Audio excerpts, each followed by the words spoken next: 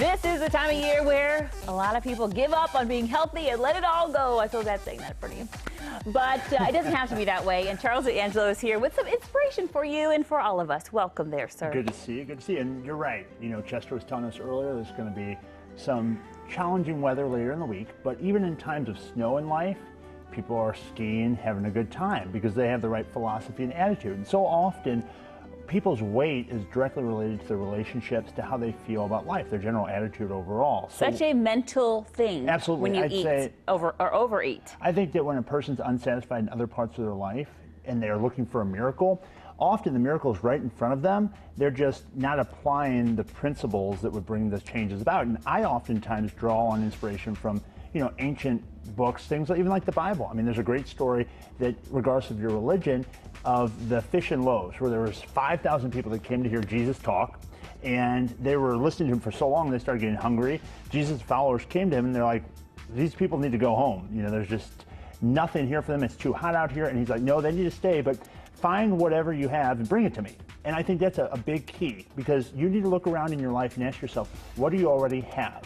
What do you already have so that you can then get what you're going to have? But so many people are saying to themselves, well, I'm in the wrong relationship.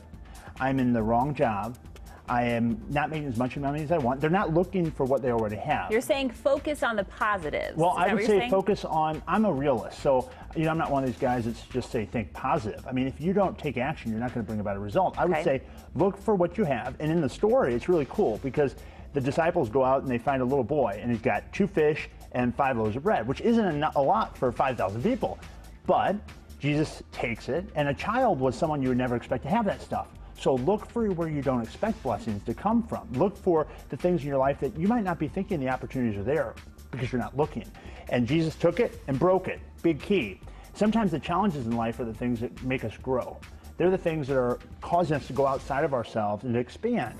So if you look at the things that are in your past that have been maybe less than pleasing and you curse those things, maybe those things were meant for you to bring about a good. Maybe you're in a job right now and you're not happy and you're eating out of that frustration, but in reality, that's trying to get you to grow a part of yourself that you haven't developed yet.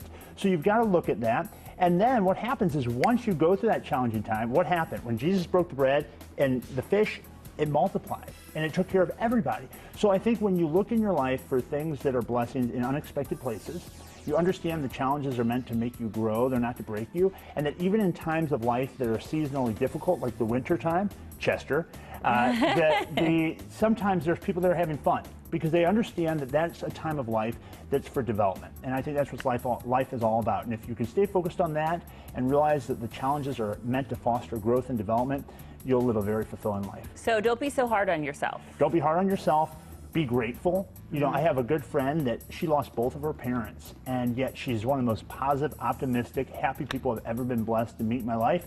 And she looks at that as something that caused her to, while it was immensely challenging, something I couldn't personally understand how painful it could be, she's found within herself a true power. She's grown closer to God, you know, and she's very optimistic. And I think everyone can look at challenges in their life as an opportunity to grow rather than something that's, you know, setting them back. And if you keep your mind on that and understand you have to take action to bring about change in your life, you'll be unstoppable. All right, thank you so much. My pleasure. Okay. So enjoy the snow. Yeah, enjoy the snow, exactly. Find out more about Charles and read more about his program on his website. It's charlesdangelo.com. We'll be right back.